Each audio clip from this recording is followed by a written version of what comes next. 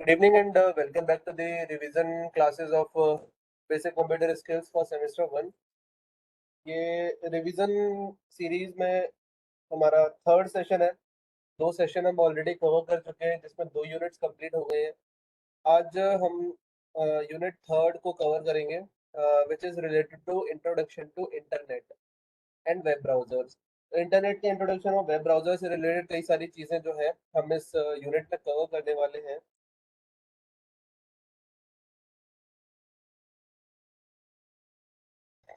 So introduction to internet को start करने से पहले, इंटरनेट के बारे में पढ़ने से पहले जो सबसे बेसिक और सबसे इम्पोर्टेंट चीज होती है वो है नेटवर्क।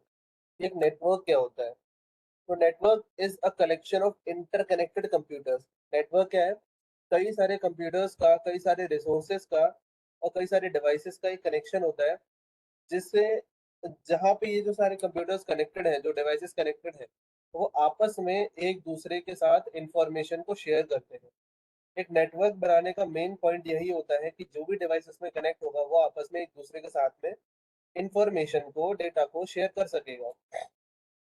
अब ये जो कनेक्शन है ये किसी भी तरह के हो सकते हैं, चाहे वो फिजिकल कनेक्शन हो केबल्स के जरिए, या फिर वो वायरलेस कनेक्शन हो जिसमें रेडियो वेव्स, इंफ्रारेड वेव्स और लाइट टेक्नोलॉजी का यूज करके डेटा ट्रांसफर किया जा सकता है। नेटवर्क की बात चल रही है तो नेटवर्क में सबसे पहले हम कुछ जो कॉमनली यूज होने वाले वर्ड्स हैं उनके बारे में डिस्कस कर लेते हैं। तो नेटवर्किंग में जो सबसे ज़्यादा वर्ड यूज होते हैं उनमें से एक है नोड्स। नेटवर्क में जो भी डिवाइस कनेक्ट होता है, जैसे अगर आपके घर में वाईफाई लगा हुआ है और आपने उससे अपना कंप्यूटर सिस्टम, आपका लैपटॉप, मोबाइल फोन कनेक्ट कर रखा है, तो वो जितने भी डिवाइसेस आपके वाईफाई से कनेक्टेड है वो सारे के सारे डिवाइसेस को हम नोड कहेंगे। हालांकि राउटर भी जो है आपका वो भी नोड एक है। तो जितने भी डिवाइसेस, जो आपका डिवाइस इंटरनेट से कनेक्ट हो रहा है, चाहे वो आपकी स्मार्ट टीवी है, चाहे वो आपका मोबाइल फोन हो, तो जो भी डिवाइस इंटरनेट से या नेटवर्क से कनेक्ट होता है उस डिवाइस को नोड कहा जाता है। फिर कनेक्शन, इन सभी डिवाइसेस के बीच में जो एक लिंक होता है जिसके जरिए वो डेटा ट्रांसफर कर रहे हैं उस चीज को कहा जाता है कनेक्शन। ये कनेक्शन आपका फिजिकल या वायर्ड हो सकता है और वायरलेस भी हो सकता है। Next is topology. टोपोलॉजी का बहुत सिंपल सा मतलब ये होता है कि आपके जो डिवाइसेस कनेक्टेड हैं वो आपस में किस तरीके से कनेक्ट हो रहे हैं। जो एक स्ट्रक्चर बनता है कनेक्ट करने पर, उस स्ट्रक्चर को टोपोलॉजी कहा जाता है। टोपोलॉजी क्या है? बहुत तरह की होती है। बस टोपोलॉजी है, स्टार टोपोलॉजी है, रिंग टोपोलॉजी है, एक्सटेंडेड है, हायरार्चिकल है और मैश टोपोलॉजी है। तो ये कई अलग अलग तरह की टोपोलॉजीज होती है। टोपोलॉजी का सीधा सा मतलब है हम किस तरीके से अपने सिस्टम्स को, अपनी नोड्स को नेटवर्क में कनेक्ट कर रहे हैं। Good evening everyone. तो देखिए, जैसे बस टोपोलॉजी है, बस टोपोलॉजी का सीधा सा मतलब क्या हो गया? मैंने एक सीधी सी लाइन बिछा दी, एक सीधा सा तार बिछा दिया और उससे कंप्यूटर्स को कनेक्ट करता गया। तो वो जो टोपोलॉजी बनी वो रिंग टोपोलॉजी बनी, वो बस टोपोलॉजी बनी। उसी तरीके से फिर एक रिंग टोपोलॉजी होती है। तार के दोनों एंड्स को मैंने पकड़ के जोड़ दिया और अब वो एक सर्कुलर नेटवर्क बन गया है पूरा, जिसमें डेटा क्लॉकवाइज और एंटी क्लॉकवाइज दोनों डायरेक्शन में ट्रेवल कर सकता है। ये रिंग टोपोलॉजी है। फिर स्टार टोपोलॉजी होती है, एक्सटेंडेड स्टार है, आजकल मैश टोपोलॉजी। मैश टोपोलॉजी में क्या होता है? हर एक डिवाइस किसी दूसरे डिवाइस से कनेक्ट होता है। ठीक है, ये मैश टोपोलॉजी। और हमारा जो इंटरनेट है ना वो मैश टोपोलॉजी का एक बहुत अच्छा एग्जाम्पल। उसके बाद आते हैं हमारे प्रोटोकॉल्स। प्रोटोकॉल्स क्या है? देखो, जैसे हम अपने घर के बाहर निकलते हैं, किसी जगह जाते हैं, तो जब हम सोशल लाइफ में हम लोगों से मिल रहे होते हैं या कहीं जाते हैं, तो कुछ एटिकेट्स होते हैं, कुछ रूल्स एंड रेगुलेशंस होते हैं जिनको हमें फॉलो करना पड़ता है टू कम्युनिकेट।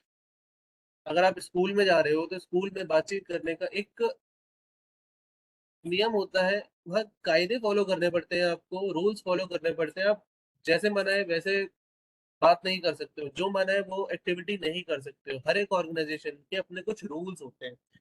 उसी तरीके से अगर आप इंटरनेट पर कम्युनिकेशन कर रहे हैं तो उस इंटरनेट पे कम्युनिकेशन को मैनेज करने के लिए उस कम्युनिकेशन को ओवरलुक करने के लिए कुछ प्रोटोकॉल्स होते हैं। प्रोटोकॉल सिंपली क्या है, अगर दो डिवाइसेस आपस में एक दूसरे से कम्युनिकेट कर रहे हैं, डेटा ट्रांसफर हो रहा है, तो वहां पे कुछ रूल्स फॉलो किए जाएंगे। उन्हीं रूल्स को प्रोटोकॉल्स कहा जाता है। फिर उसके बाद ये दो वर्ड्स बहुत यूज होते हैं, लोकल एरिया नेटवर्क और वाइड एरिया नेटवर्क। अगर आपका नेटवर्क एक बहुत छोटे से एरिया में है, जैसे सिर्फ वो नेटवर्क आपके स्कूल में है, आपके घर में है, किसी एक बिल्डिंग में है, किसी ऑफिस में है, तो उस तरह के नेटवर्क को कहा जाता है लोकल एरिया नेटवर्क। और दुनिया भर के सभी छोटे छोटे नेटवर्क्स को अगर हम मिला दें, दुनिया के सभी छोटे छोटे नेटवर्क को अगर मिला दे तो एक बड़ा नेटवर्क बनता है, और उस बड़े नेटवर्क को कहा जाता है wide area network. Wide area network का एग्जांपल है हमारा इंटरनेट। और फिर इंटरनेट की डेफिनेशन तो है ही। इंटरनेट क्या है? Global network of networks. दुनिया भर के जितने भी नेटवर्क हैं उन सभी के नेटवर्क्स को इंटरनेट कहा जाता है, जिसमें लाखों करोड़ों डिवाइसेस आपस में एक दूसरे के साथ जुड़ते हैं और इंफॉर्मेशन को एक्सचेंज करते हैं। Next is wireless network. एक वायरलेस नेटवर्क होता है और एक वायर्ड नेटवर्क होता है। वायरलेस नेटवर्क का मतलब है आप बिना तारों का यूज करें, बिना किसी फिजिकल डिवाइस का यूज करें, जो है अब डेटा को ट्रांसफर कर रहे हैं। और वायर्ड कनेक्शंस क्या हो गए, जिसमें आप वायर्स का, तारों का यूज करके डेटा को ट्रांसफर करते हैं। वायरलेस टेक्नोलॉजी में आपका ब्लूटूथ है, वाईफाई है, ये सारे आपके, आपका 2G 4G जो नेटवर्क होता है, मोबाइल नेटवर्क होता है, ये सारा वायरलेस टेक्नोलॉजी में आता है।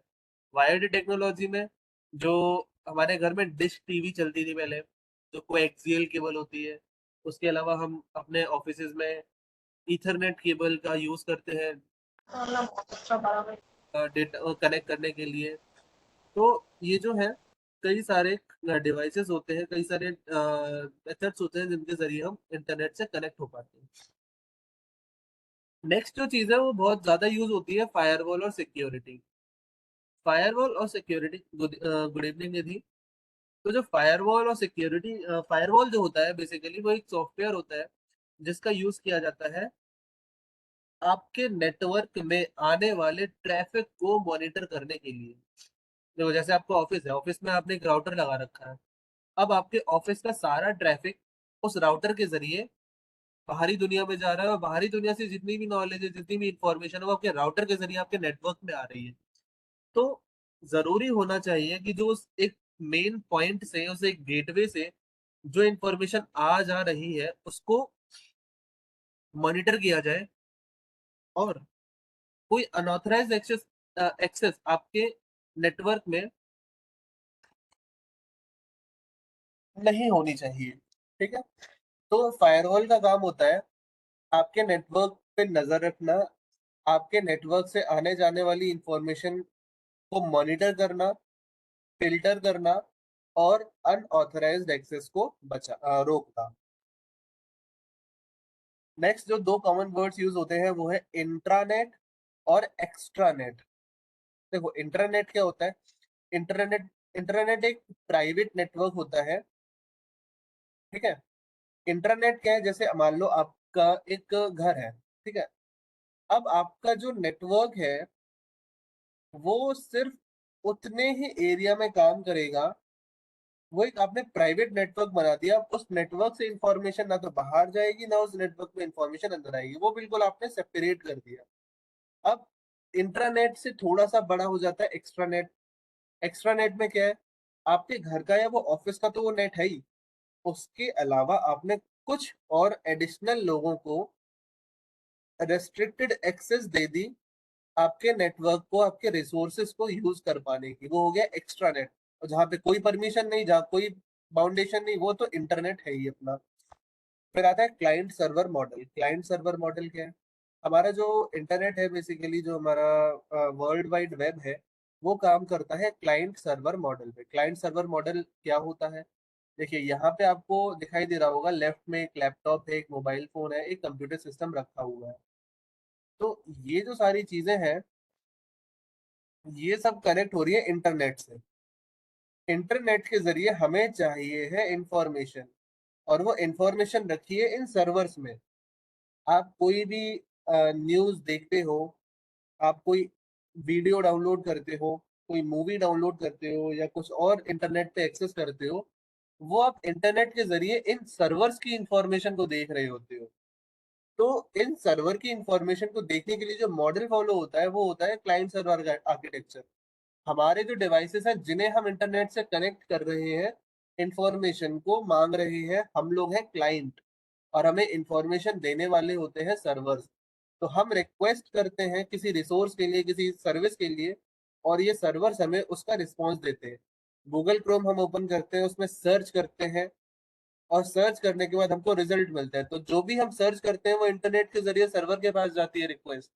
एक सर्वर उस रिक्वेस्ट को प्रोसेस करता है और इंटरनेट के जरिए वापस हमको एक रिस्पॉन्स भेजता है। तो इसको रिक्वेस्ट रिस्पॉन्स मॉडल भी बोला जा सकता है।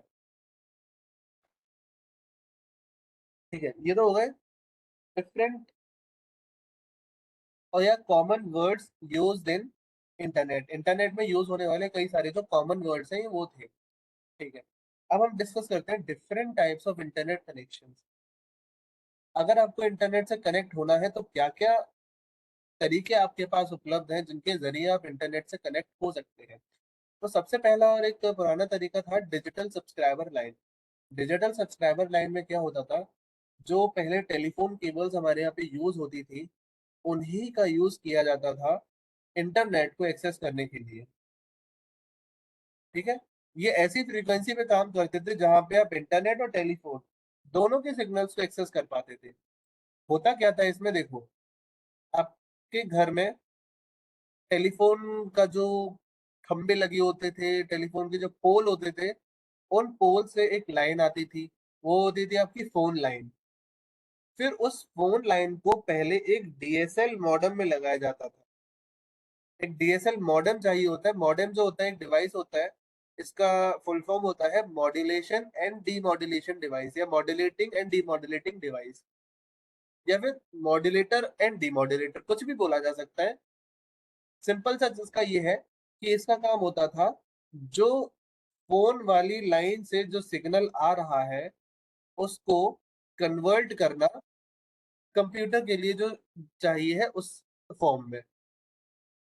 फोन वाली लाइन जो है उससे हमारे पास आ रहा होता था एनालॉग सिग्नल, और डीएसएल उस एनालॉग सिग्नल को कन्वर्ट करता था डिस्क्रीट सिग्नल में। ठीक है, अब इसके प्रोज यानी कि एडवांटेजेस क्या है, ये वाइडली अवेलेबल है। ठीक है, और स्पीड भी ठीक ठाक इसमें मिल जाती थी, और उस टाइम पे बहुत ज्यादा टेलीफोन केबल्स यूज होते ही थे, तो कोई बहुत आपको एक्स्ट्रा चीजें नहीं करनी पड़ती थी। सिर्फ एक आपको डीएसएल मॉडेम और इथरनेट केबल अपने कंप्यूटर से लगानी होती थी, और एंड दैट्स इट, काम आपका हो जाता था। कौन यानी कि डिसएडवांटेजेस। डिसएडवांटेजेस क्या है भाई, टेलीफोन एक्सचेंज से आप जितना दूर होगे स्पीड उतनी ही आपको कम मिलेगी। भाई टेलीफोन केबल के जरिए आपके इंटरनेट आ रहा है, टेलीफोन के लाइंस के जरिए आपका डेटा ट्रैवल होता हुआ आ रहा है। तो जब इस फिजिकल मीडियम में डेटा ट्रैवल हो रहा है, तो एक तो ज्यादा लंबी दूरी होने की वजह से जो सिग्नल की स्ट्रेंथ होती है वो सिग्नल की स्ट्रेंथ कम होती चली जाती है। कई केसेस में सिग्नल लॉस भी हो जाता है, नॉइस भी इसमें होती है, इंटरफेरेंस भी हो जाता है कई बार इसके साथ में। तो ये जो था ये इसका एक डिसएडवांटेज था। फिर उसके बाद देखा केबल इंटरनेट। डीएसएल में तो क्या है, जो आपकी वो यूज हो रही थी, वो टॉवल हटा के अंदर रख दी, उसमें मत रखो। तो डीएसएल में जो था, डीएसएल में आपके टेलीफोन केबल को यूज किया जा रहा था। लेकिन अब ये जो केबल इंटरनेट है, इस केबल इंटरनेट में यूज की गई आपकी जो टेलीविजन वाली केबल आया करती थी घर में, जो कोएक्सियल केबल होती थी, उस कोएक्सियल केबल को क्या करते थे, पहले एक स्प्लिटर बॉक्स में लगा दिया। कोएक्सियल केबल को एक स्प्लिटर बॉक्स में लगा दिया, और एक वायर तो चली गई आपके टीवी के अडेप्टर के पास, जो टीवी वाली फ्रीक्वेंसी के सिग्नल्स आ रहे हैं वो सारे गए टीवी के पास। और फिर इस स्प्लिटर से एक वायर निकाला जिसे लगाया केबल मॉडेम में। क्योंकि देखो ये केबल है तो यहाँ पे डेटा जो भी आ रहा है वो आ रहा है एनालॉग फॉर्म में। केबल मॉडेम फिर उसको कन्वर्ट करेगी डिजिटल फॉर्म में। तो यहाँ पे भी क्या है, ये जो मॉडेम है मॉड्यूलेशन और डीमॉड्यूलेशन का काम यहाँ पे कर रहा है। प्रोज इसके क्या है, डीएसएल से तो ज्यादा स्पीड देता है, ठीक है, केबल इंटरनेट डीएसएल से आपको ज्यादा स्पीड प्रोवाइड करता है, और शहरी इलाकों में इसका बहुत यूज किया जाता था। लेकिन क्या होता था इसमें, जो इसका सबसे बड़ा डिसएडवांटेज है, जो पीक टाइम्स होते थे, पीक टाइम्स का मतलब भाई सब लोग फ्री है, घरों में बैठे हैं, टीवी देख रहे हैं, उस टाइम पे ट्रैफिक ज्यादा होगा। ट्रैफिक ज्यादा होने की वजह से इसकी जो शेयर्ड बैंडविड्थ होती थी, शेयर्ड बैंडविड्थ की वजह से स्पीड स्लो हो जाती थी, ठीक है। फिर अगले टाइप का कनेक्शन देखो, कोएक्सियल केबल का डिस्कशन पीछे हुआ था। जो हमारे टीवी केबल्स हैं वो कोएक्सियल केबल्स होती हैं, वो क्या होती है इनके बारे में छोटा सा डिस्क्रिप्शन लिखा है मैंने, आपने देखा होगा अपना जो सेट टॉप बॉक्स टीवी के पास में लगा है, उसकी केबल निकाल के कभी देखना, कुछ इस तरह की दिखती है। इसका जो बीच वाला पोर्शन होता है वो कॉपर या एल्यूमिनियम का होता है, फिर उसको कवर किया जाता है शीट से। शीट इसलिए कवर की जाती है ताकि ये जो कई अलग अलग तरह की इंटरफेरेंस होते हैं, खास करके इलेक्ट्रोमैग्नेटिक इंटरफेरेंस, उससे बचाने के लिए, ठीक है। और फिर जो आज के टाइम में बहुत ज्यादा यूज हो रहा है, that is fibre optic internet. Fibre optic internet में क्या है, फाइबर ऑप्टिक केबल्स का यूज किया जाता है डेटा को ट्रांसफर करने के लिए। फाइबर ऑप्टिक केबल क्या होती है, फाइबर ऑप्टिक केबल जो होती है ना, यहाँ पीछे जो है ये केबल, यहाँ पे ये जो केबल आपको दिख रही है, इसमें बीच में कॉपर का वायर होता है। लेकिन जो फाइबर ऑप्टिक केबल होती है, वो बीच में से बिल्कुल हॉलो होती है, बीच में से बिल्कुल खाली होती है। उसमें क्या है, कांच या प्लास्टिक का पाइप जैसा होता है, और उस पाइप के अंदर से डेटा लाइट की स्पीड से ट्रेवल करता हुआ आता है। यहाँ पे डेटा को लाइट सिग्नल्स के फॉर्म में ट्रांसमिट किया जाता है। फाइबर ऑप्टिक कनेक्शन की क्या एडवांटेजेस है, एक तो ये बहुत ही अच्छी, बहुत फास्ट स्पीड प्रोवाइड करता है। लो लेटेंसी, लेटेंसी का मतलब होता है आपने यहाँ से अपना मैसेज भेजा और दूसरी तरफ उसको पहुंचने में लग रहा है टाइम। जैसे हम पहले चिट्ठियां भेजा करते थे, चिट्ठियां भेजने में क्या है, आपने आज अपनी चिट्ठी लिखी, उसको पोस्ट किया, और 3 दिन बाद जाकर वो डिलीवर हुई, 7 दिन बाद, 8 दिन बाद, कितने भी दिन बाद, डिपेंड करता है कितनी दूर भेज रहे हो, या फिर वेदर कंडीशंस और बाकी सारी चीजें कैसी है, बहुत सारे फैक्टर्स पे डिपेंड करता है। लेटेंसी का मतलब है आपका मैसेज पहुंचने में कितनी देर लग रही है। तो भाई अगर आप चिट्ठी भेज रहे हो तो 2-3 दिन लग सकते हैं, उससे ज्यादा भी लग सकते हैं, लेकिन आपने अगर व्हाट्सएप पे मैसेज किया तो वो रियल टाइम में तुरंत के तुरंत उस सामने वाले को मिल जाता है। तो वहां पे क्या है, लेटेंसी कम है और लेस ससेप्टेबल टू इंटरफेरेंस है। यहाँ पे क्या है, जो कोएक्सियल केबल्स है, इथरनेट केबल्स है, इनमें डेटा इलेक्ट्रिसिटी के फॉर्म में ट्रैवल कर रहा है। तो इलेक्ट्रिसिटी जब ट्रैवल करती है तो उसमें कई तरह के इंटरफेरेंस होने के चांसेस होते हैं, खास करके इलेक्ट्रोमैग्नेटिक इंटरफेरेंस। लेकिन जब लाइट के फॉर्म में डेटा ट्रेवल कर रहा है तो वहां पे ईएमआई तो बहुत कम होता है, और बाकी और तरह के इंटरफेरेंस कम होते हैं। ऐसा नहीं है कि नहीं होगा, लेकिन कम होता है। फिर इसका डिसएडवांटेज, लिमिटेड अवेलेबिलिटी इन सम एरियाज। भाई ये जो है कई पहाड़ी इलाकों में या कई बहुत ही ज्यादा ग्रामीण क्षेत्रों में नहीं पहुंचा, और इसकी कॉस्ट भी ज्यादा होती है, ठीक है। फिर एक टाइप का इंटरनेट होता है सैटेलाइट इंटरनेट। सैटेलाइट इंटरनेट का यूज क्यों किया जाता है, देखो जहां वाईफाई, ये जो फाइबर ऑप्टिक इंटरनेट है, जहां पे फाइबर ऑप्टिक इंटरनेट नहीं पहुंच सकता है, कई ऐसे इलाके होते हैं समुद्र के बहुत दूर, समुद्र में कहीं दूर, बीच में, या पहाड़ों में कहीं बहुत अंदर, तो वहां पे क्या है, ये जो टावर लगाए जाते हैं वो टावर वहां तक पहुंचाना पॉसिबल नहीं है, या अभी उतना इकोनॉमिकली वायबल नहीं है। तो ऐसी जगहों पर इंटरनेट को पहुंचाने के लिए किया जाता है यूज सैटेलाइट्स। सैटेलाइट्स का यूज, भाई बेस स्टेशन होता है, बेस स्टेशन से एक सैटेलाइट को डेटा भेजा जाता है, और वो सैटेलाइट फिर एक रिसीवर स्टेशन पे पहुंचाता है डेटा। तो ये क्या है, ये बहुत ही रिमोट और रूरल एरियाज में डेटा को पहुंचाने के लिए काम करता है। और सैटेलाइट की जो कवरेज होती है ना, सैटेलाइट की कवरेज बहुत ज्यादा होती है। कौन क्या है इसके डिसएडवांटेजेस क्या है, इसकी स्पीड स्लो है, इसमें लेटेंसी भी ज्यादा है। लेटेंसी यानी कि डेटा रिसीव होने में टाइम ज्यादा लगता है, क्योंकि भाई अर्थ के सरफेस से ऊपर एटमॉस्फेयर में पहले डेटा भेज रहे हैं, सैटेलाइट उसको रिसीव करेगा, रिसीव करने के बाद वो फिर वापस अर्थ के सरफेस पे भेजेगा, तो इसमें टाइम लगता है। और affected by weather usage. Weather condition क्या है भाई? अगर बरसात का मौसम है, बादल ज्यादा घने हैं, बिजली कड़क रही है, तो ऐसे टाइम पे डेटा का जो ट्रांसमिशन होता है वो पॉसिबल नहीं हो पाता है, और कई काफी ज्यादा इंटरफेरेंस वहां पे होती है।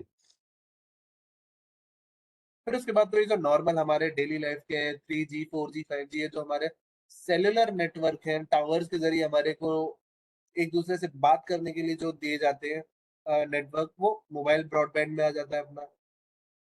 एडवांटेजेस है, हर जगह मिल जाएगा, मोबाइल से आप कॉल कर लो। ऑन द गो यूजर्स के लिए चलते चलते बात कर रहे हो आराम से, कोई दिक्कत नहीं है, कोई लिमिटेड एरिया नहीं है। वाईफाई का तो एक लिमिटेड एरिया है, मान लो 45 मीटर में ही आप यूज कर सकते हो, या थोड़ा और यूज कर सकते हो, उसकी एक रेंज है। मोबाइल की तो कोई रेंज नहीं, कहीं से खड़े होके कहीं जाके फोन फोन लगा लो, कोई दिक्कत नहीं है। डिसएडवांटेजेस क्या है? इसकी स्पीड और रिलायबिलिटी जो है ना, वो नेटवर्क कंजेशन पे डिपेंड करती है। नेटवर्क कंजेशन क्या? जैसे अगर आप गांव में रह रहे हो, तो वहां पे क्या है, फोन के बहुत ज्यादा यूजर्स नहीं है, तो वहां पे आपको नेटवर्क कवरेज की प्रॉब्लम हो सकती है, अगर आपके वहां पे एरिया में टावर ना हो। लेकिन अगर वहां पे आपके पास में एंटीना है, टावर है, तो आपको कोई भी किसी भी तरह की दिक्कत नहीं होगी। लेकिन अब जैसे क्या है, दिल्ली जैसी जगह है जहाँ पे एक ही जगह पे बहुत सारे लोग रह रहे हैं और बहुत सारे फोन्स हैं, तो यहाँ पे क्या होता है, बहुत ज्यादा डेंस नेटवर्क बन जाता है और नेटवर्क कंजेशन हो जाता है। तो यहाँ प्रॉब्लम होती है, जितना ज्यादा घना नेटवर्क होगा, जितना ज्यादा कंजेस्टेड होगा नेटवर्क में, उतनी ही ज्यादा प्रॉब्लम होती है। ठीक है। फिर बहुत सिंपल टाइप का टीथरिंग एंड हॉटस्पॉट। जब अपने मोबाइल फोन के जरिए ब्लूटूथ का यूज करके, वाईफाई का यूज करके इंटरनेट को शेयर करते हैं किसी दूसरे डिवाइस पे, ये भी कन्वीनियंट होता है। लेकिन इसका डिसएडवांटेज है, इसकी बहुत ही लिमिटेड रेंज होती है, बहुत ज्यादा दूर तक ये काम नहीं कर सकता। ठीक है। फिर उसके बाद हम बात करते हैं इवोल्यूशन ऑफ इंटरनेट की। इंटरनेट किस तरीके से इवॉल्व होता गया, कहाँ से इसकी शुरुआत हुई थी, आज कहाँ पर है, और इसका फ्यूचर एस्पेक्ट क्या रहने वाला है। तो इंटरनेट की जो सबसे पहली शुरुआत है, नेटवर्क की जो शुरुआत हुई है, वो हुई है 1969 से। 1969 में क्या है, जो सबसे पहला नेटवर्क बना था, सबसे पहले नेटवर्क का नाम था ARPANET, advance research project agency network. आरपा की फुल फॉर्म है यहाँ पर एडवांस रिसर्च प्रोजेक्ट एजेंसी। ये क्या है? यूनाइटेड स्टेट्स ऑफ अमेरिका का डिपार्टमेंट ऑफ डिफेंस है। डिपार्टमेंट ऑफ डिफेंस में एक एजेंसी है, एक यूनिट है उन्हीं की, एडवांस रिसर्च प्रोजेक्ट एजेंसी।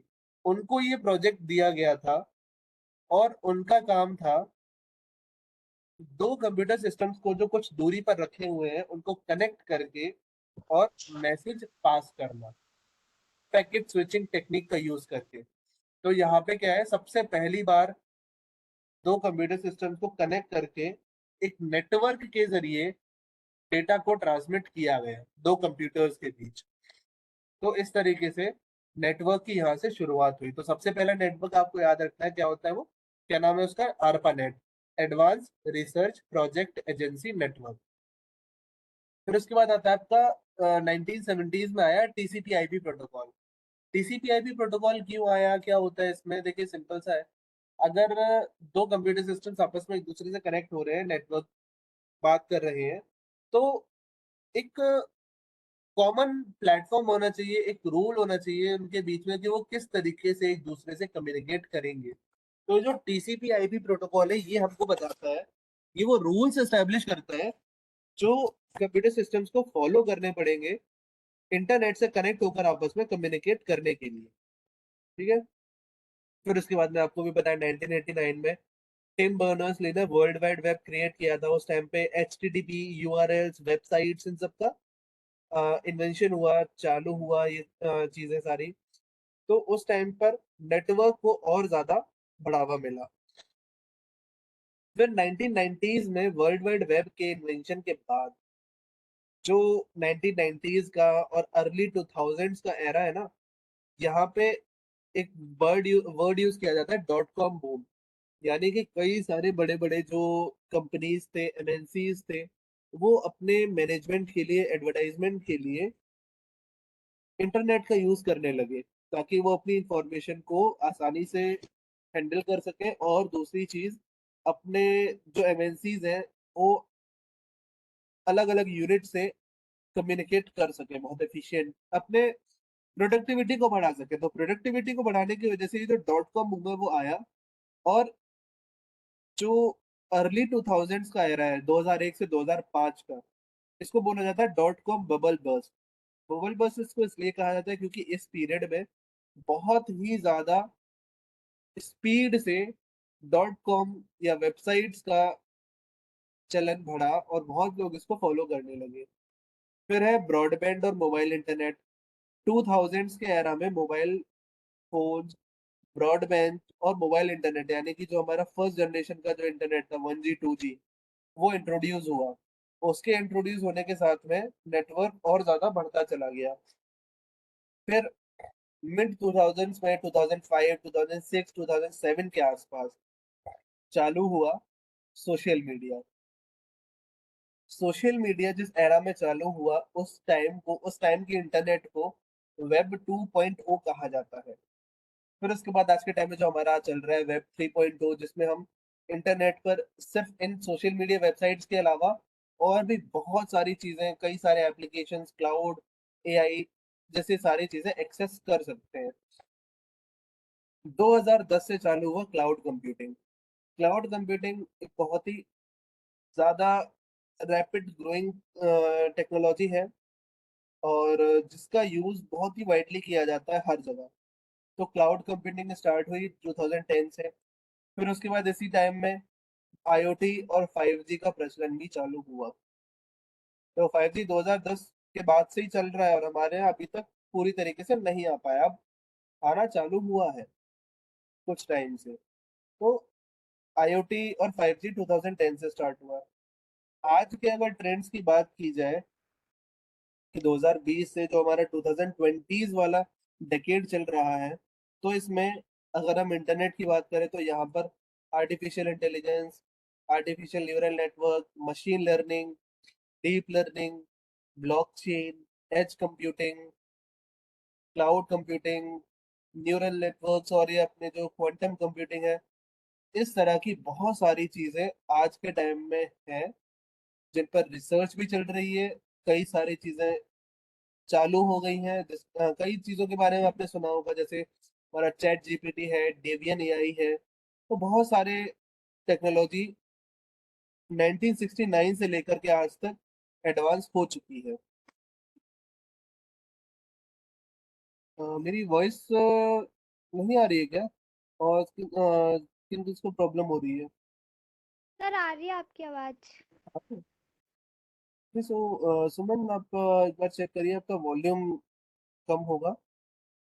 आपके वो तो आ रही है।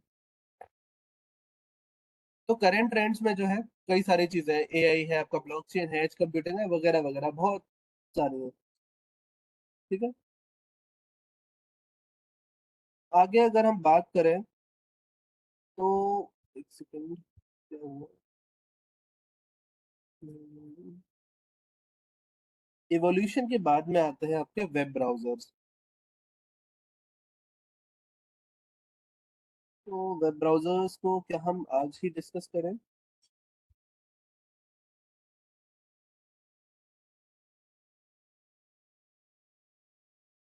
ठीक है, वेब ब्राउजर्स को हम आज ही डिस्कस कर लेते हैं।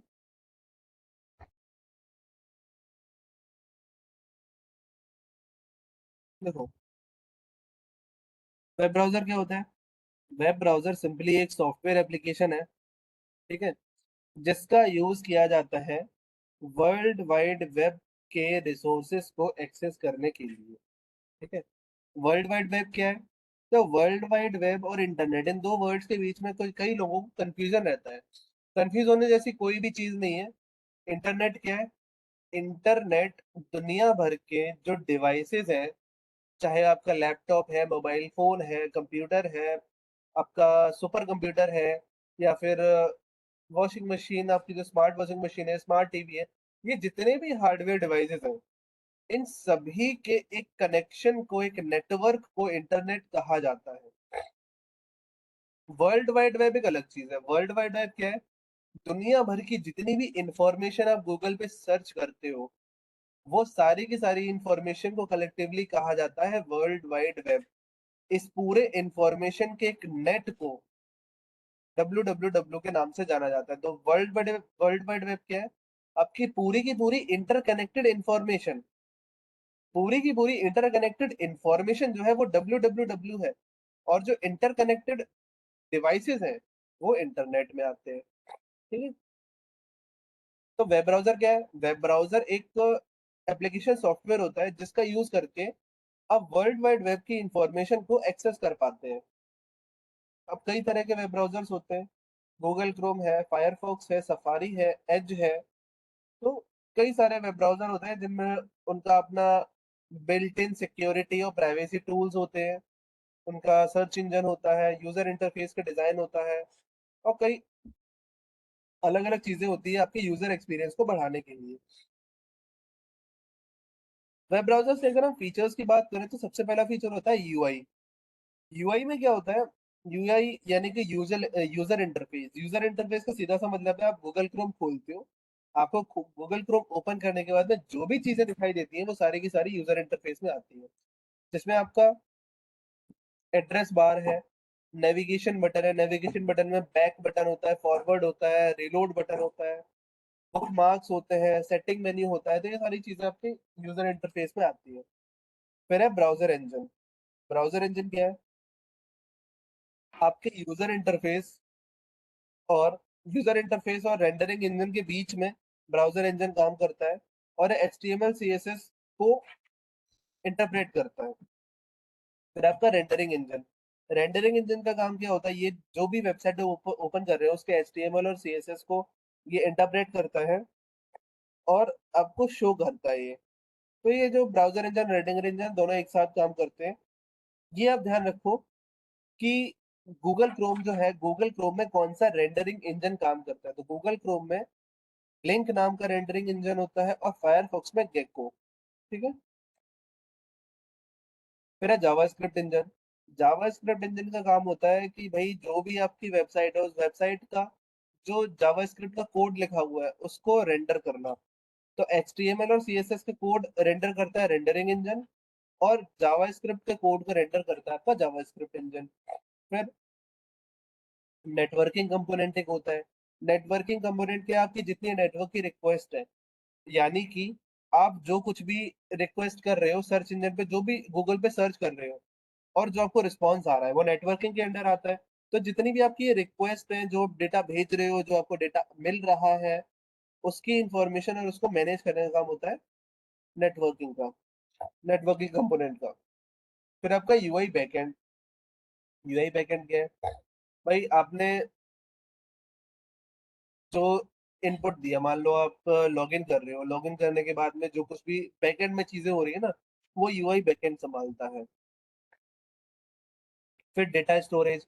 डेटा स्टोरेज कैसा है? तो जब आप कोई वेबसाइट यूज करते हो तो आपसे कई बार वेबसाइट ओपन करने में पूछता है, do you want to save the cookies? तो कुकीज क्या है? वेबसाइट की इंफॉर्मेशन होती है कुछ। तो वेबसाइट से रिलेटेड इंफॉर्मेशन आपके ब्राउजर में स्टोर की जा रही है, आपके ब्राउजिंग हिस्ट्री को स्टोर किया जा रहा है, कैश स्टोर की जा रही है, आपके प्रेफरेंसेस स्टोर किए जा रहे हैं। तो ये सारी चीजें जो है डेटा स्टोरेज में स्टोर की जाती हैं, ताकि आपके यूजर एक्सपीरियंस को बेहतर किया जा सके। फिर कई सारे सिक्योरिटी कंपोनेंट्स होते हैं, जैसे एसएसएल और टीएलएस सर्टिफिकेट्स होते हैं, सिक्योर सॉकेट लेयर होता है आपका, और मालवेयर डिटेक्शन होता है कि अगर कोई आप वेबसाइट ओपन कर रहे हो तो वो वेबसाइट ओपन करने के लिए सेफ है या नहीं है, उस वेबसाइट के पास एसएसएल सर्टिफिकेट है या नहीं है। ये सारी चीजें सिक्योरिटी कंपोनेंट चेक करता है। और फिर उसके बाद कई सारे एड ऑन्स आते हैं। एड ऑन्स है, कंपलसरी फीचर्स नहीं होते, ये एडिशनल फीचर्स होते हैं। एडिशनल फीचर्स क्या होता है? जैसे आपको अपना होम पेज चेंज करना है, कुछ अलग तरीके का दिखाना है, कस्टमाइज करना है, एड ब्लॉकर लगाना है, और कई सारी चीजें, ये सारे एड ऑन्स होते हैं। फिर है ब्राउजर कैश।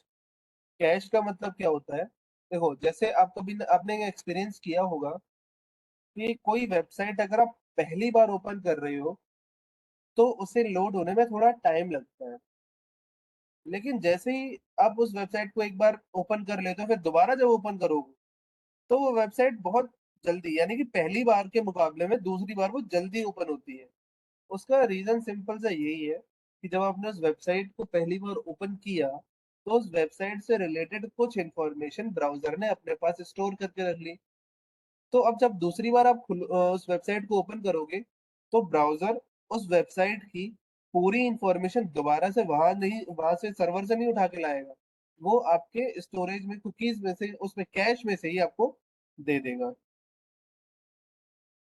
ठीक है। फिर हमारा एक वेब ब्राउजर होता है, वेब ब्राउजर के अंदर होता है सर्च इंजन। तो वेब ब्राउजर क्या है?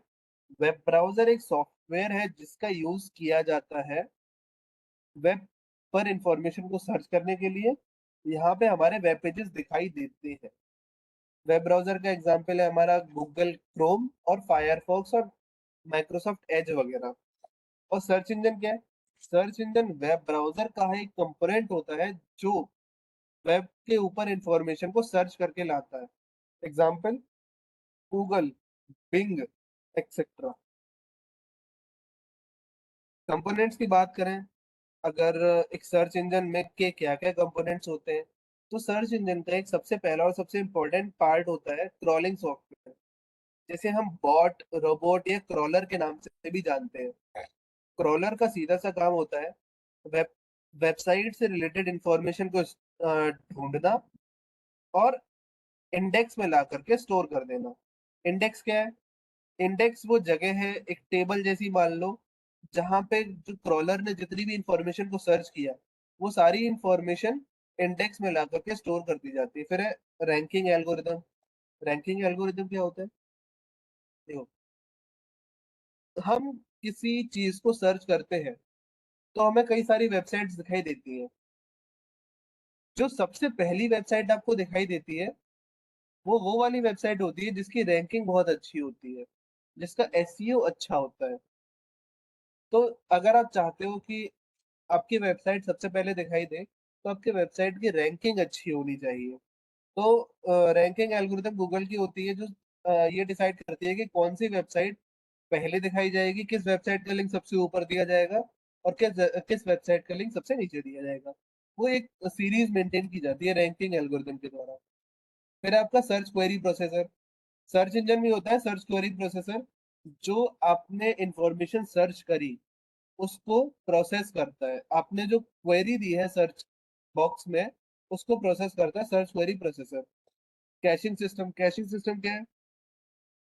आपने जो वेब पेजेस कई बार सर्च किए हैं उनसे रिलेटेड इंफॉर्मेशन, उनकी कॉपी अपने पास स्टोर करके रख लेता है ताकि रिस्पॉन्स टाइम बेहतर हो और सर्वर के ऊपर लोड कम हो। फिर सर्च इंजन की तरह एक होता है Meta search engine. Meta search engine क्या होता है? ये सर्च इंजन से थोड़ा सा आलसी होता है। मेटा सर्च इंजन क्या करता है? जब भी हम मेटा सर्च इंजन पे कोई चीज सर्च करते हैं तो ये क्या करता है, कई अलग अलग वेब ब्राउजर्स के पास जाएगा, कई अलग अलग सर्च इंजन के पास जाएगा, उनके बेस्ट रिजल्ट्स उठाएगा और आपको एक लिस्ट बना करके दे देगा। एग्जाम्पल क्या है? डॉग पाइल, मेटा क्रॉलर, ये सारे के सारे मेटा सर्च इंजन है। तो मेटा सर्च इंजन क्या करेगा? मेटा सर्च इंजन में जैसे ही आप कुछ भी सर्च करते हो ये इंफॉर्मेशन खुद नहीं ढूंढेगा, जो दूसरे सर्च इंजन ने इंफॉर्मेशन ढूंढी होगी उन्हीं में से बेस्ट इंफॉर्मेशन को उठा के आपको दिखा देगा। और ये यहाँ पे वर्ल्ड वाइड वेब और इंटरनेट के बीच में एक छोटा सा डिफरेंस दिया गया है। वर्ल्ड वाइड वेब क्या होता है और इंटरनेट क्या होता है? तो इंटरनेट क्या है? जितनी भी इंफ्रास्ट्रक्चर है उसका एक कनेक्शन जो है उसको इंटरनेट कहते हैं। और वर्ल्ड वाइड वेब सिंपल सा हमारा जितने भी हमारे डॉक्यूमेंट्स हैं, जो भी इंफॉर्मेशन है उसके नेटवर्क को ये कहा जाता है आपका वर्ल्ड वाइड वेब। ठीक है, तो आज के सेशन में हम इतना ही रखेंगे और कल आईपी एड्रेस और मैक एड्रेस के बारे में हम डिस्कस करेंगे। और इसके साथ आपका जो चैप्टर 4 है गूगल प्रोडक्ट से रिलेटेड, तो कल हम उसको कवर करेंगे। ठीक है, बाकी आज के सेशन में अगर किसी को कोई डाउट हो तो आप अपने डाउट पूछ सकते हो।